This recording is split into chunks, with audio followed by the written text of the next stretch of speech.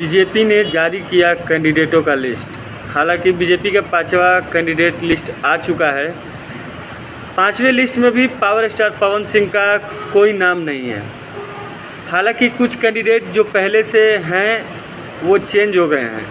नए कैंडिडेटों को बीजेपी ने उतारा है चुनाव लड़ने के लिए। पवन सिंह को बीजेपी क्यों टिकट नहीं दी, इसका कारण क्या है?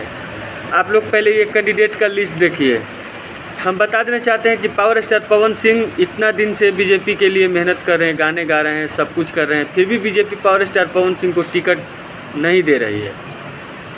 लगता है पावर स्टार पवन सिंह निर्दलीय अब चुनाव लड़ेंगे कि नहीं लड़ेंगे, इसके बारे में कोई खोज खबर नहीं है, क्योंकि पवन सिंह कुछ दिन से गुमशुदा हैं।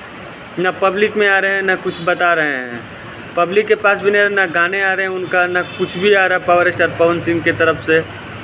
हालांकि लगता है पवन सिंह डिप्रेशन में जा चुके हैं।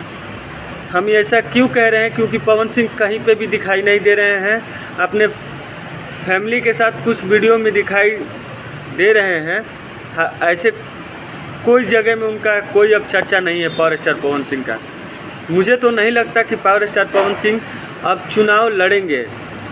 पवन सिंह को नहीं भी लड़ना चाहिए, अब गाने और फिल्मों के ऊपर फोकस करना चाहिए, यही उनके लिए बेटर रहेगा। और आप लोग वीडियो को देखते रहिए।